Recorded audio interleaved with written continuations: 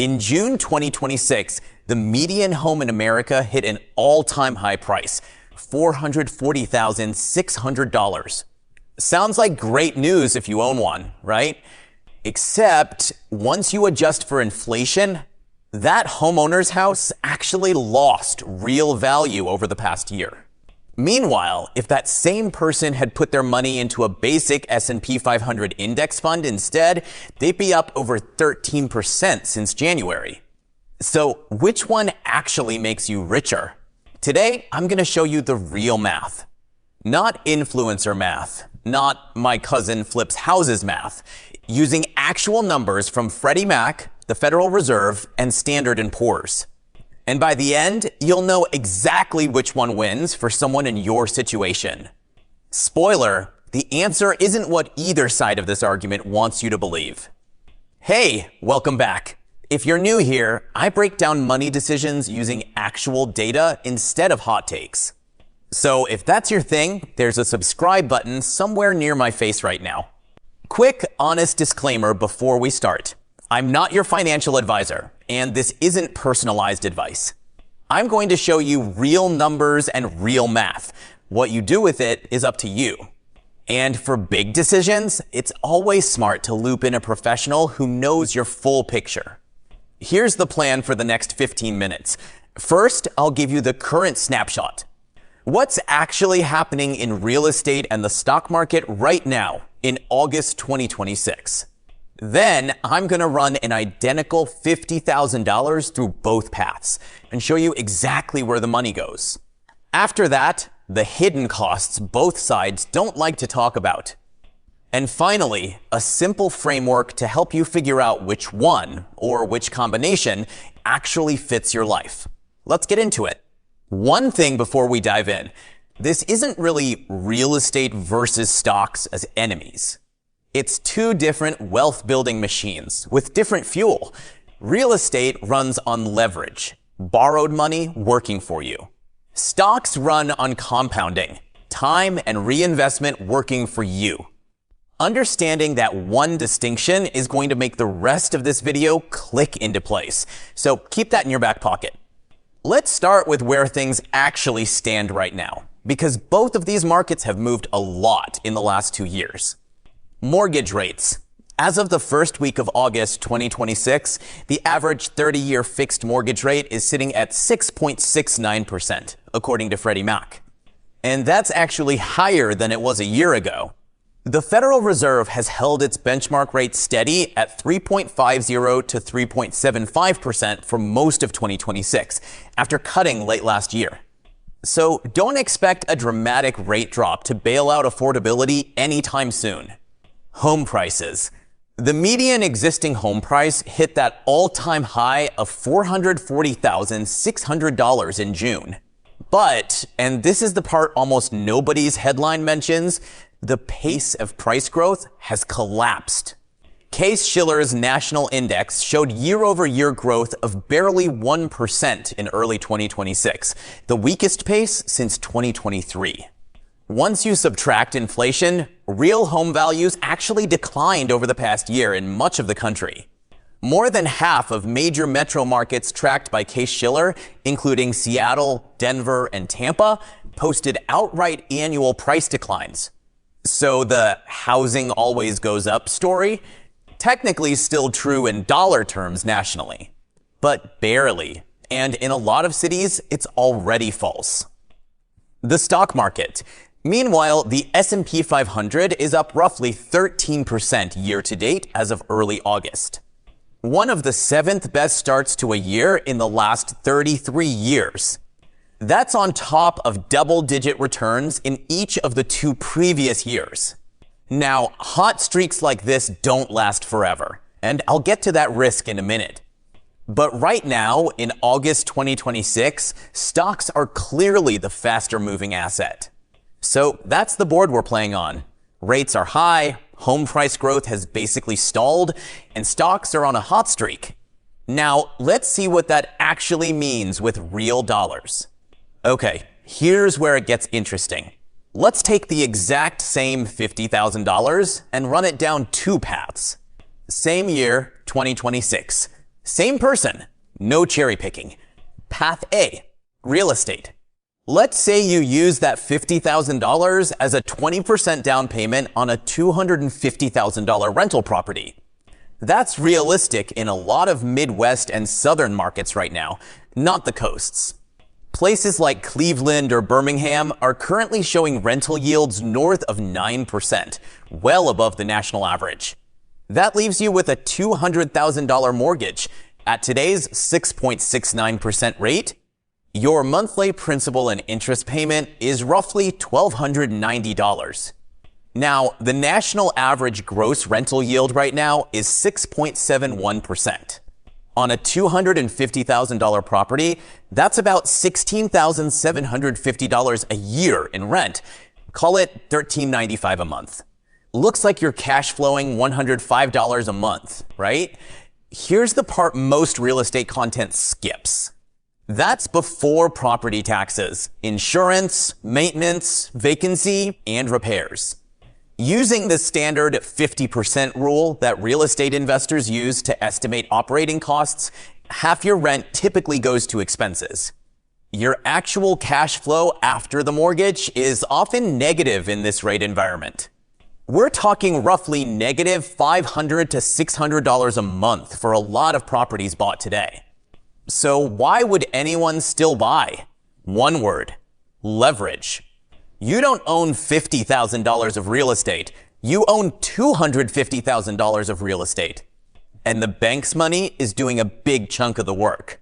If that property appreciates at a modest 4% this year, actually above what the national index is currently doing, but reasonable over a full year, that's $10,000 in appreciation. On your $50,000 of actual cash in the deal, that's a 20% return from appreciation alone. Before you even count the roughly $2,000 to $2,500 a year of mortgage principal your tenant is paying down for you, net it out. Appreciation plus principal paydown minus that negative cash flow. And a realistic first-year return lands somewhere around 8 to 12% on your actual cash. Good, not magic, and entirely dependent on that leverage working for you, not against you. Path B, stocks. Same $50,000 into a low-cost S&P 500 index fund. No mortgage, no tenants, no leverage, unless you're using margin, which I'd strongly caution against for most people. At the market's current 2026 pace of roughly 13% year to date, that $50,000 would already be sitting around $56,500. Using the long-term historical average instead, about 10% annually in price terms, closer to 11 to 12% once you reinvest dividends. That same $50,000 grows to roughly $55,000 to $56,000 in a typical year. No debt, no leverage, no 2 a.m. phone call about a broken water heater. Just money compounding on its own. So who wins? In a strong year like 2026, stocks actually put up a higher unlevered return than real estate's cash flow alone. But real estate's leverage means a much smaller move in the underlying asset creates an outsized return on your cash. Which is exactly why real estate can outperform in flat or modestly rising markets. And exactly why it can hurt so much more when prices fall. Leverage cuts both ways. Remember that math on the way down, not just the way up. Let's talk about what doesn't show up in most real estate pitch decks. Closing costs. Buying typically costs 2 to 5% of the purchase price. Selling costs another 6 to 10% once you count agent commissions and closing fees. On that $250,000 property, you could lose $20,000 plus just to buying and selling before a single dollar of profit. Illiquidity. You can sell stock in 3 seconds from your phone. Selling a house takes weeks to months, plus repairs, staging, and negotiation. If you need cash fast, real estate is the wrong tool. The maintenance tax. Most experienced investors budget 1 2% of a property's value every single year for maintenance and capital repairs. That's $2,500 to $5,000 a year on our example property, roof and water heater not included. Concentration risk. Your $250,000 is sitting in exactly one property in exactly one neighborhood, exposed to exactly one local job market, one local tax authority, and one set of local regulations. That's the opposite of diversification. And the one nobody wants to say out loud. Being a landlord is a part-time job.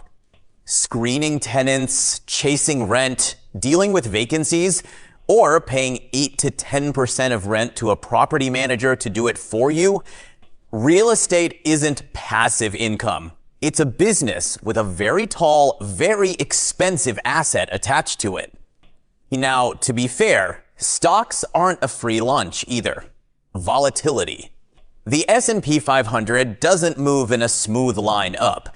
It's had double-digit drops in 6 of the last 30 years, including a nearly 40% crash in 2008 and an 18% drop in 2022. If you needed that money during one of those years, the math would look completely different. No leverage, no forced savings. Nobody's making you contribute to your brokerage account every month. The way a mortgage forces a house payment out of your bank account, whether you feel like it or not. That forced discipline of a mortgage is quietly one of real estate's biggest wealth building tools. And it's also exactly what's missing for most stock investors who stop contributing when times get tough. Taxes on gains. Sell winning stocks in a taxable account, and the IRS wants a cut through capital gains tax. There's no owner-occupied capital gains exclusion like there is on a primary residence. And emotional risk. It is far easier to panic sell a stock portfolio during a scary headline than it is to panic sell a house. Buying a house has natural friction built in that protects you from your own worst instincts. That same friction that makes real estate illiquid also makes it harder to make a rash decision with it. So let's simplify this. Real estate wins when you want leverage working in your favor. You want a hedge against inflation and rising rents. You want tax advantages like depreciation, mortgage interest deductions, and 1031 exchanges. You're okay trading time and hands-on effort for higher potential returns on your actual cash. Stocks win when you want true liquidity, access to your money in days, not months. You want real diversification across hundreds of companies and industries. You want a genuinely passive, low-effort investment. You're investing smaller amounts you can add to consistently over time. You can't buy 3% of a house. Neither one is objectively better. They're solving different problems. Here's a stat that gets thrown around constantly. According to the Federal Reserve Survey of Consumer Finances, the median homeowner in America has a net worth around $400,000, while the median renter has around $10,000. That's roughly a 38-to-1 gap. That number gets used to say, buy a house or stay poor. But here's the honest nuance. That gap is partly causal, home equity really does build wealth, and partly just correlation. People who can already afford a 20% down payment and stable mortgage payments generally have higher incomes, more savings discipline, and more investable assets to begin with. Owning a home doesn't automatically create that wealth gap. It's often a symptom of financial stability, not just the cause of it. The real lesson isn't real estate beats stocks. It's that owning appreciating assets of any kind, financed responsibly, beats owning nothing. The renters stuck at $10,000 in net worth usually aren't renting because they chose stocks over houses. They're the ones who aren't consistently investing in anything. So, real estate or stocks in 2026? Here's my honest, data-backed answer. For most people, it's not either or. If you have less than $10,000, $15,000 to invest, or you want to start building wealth today without waiting to save a down payment. Index funds are almost always the smarter first move. Low cost, fully liquid, genuinely passive. If you already have a stable income, an emergency fund, and 15 to 20% saved for a down payment, adding real estate can meaningfully accelerate your net worth through leverage. But only if you run the real cash flow numbers first, not the highlight reel numbers. And if you're doing both, maxing out retirement accounts and index funds while slowly building toward a down payment, you're not hedging your bets. You're doing exactly what the data says actually works.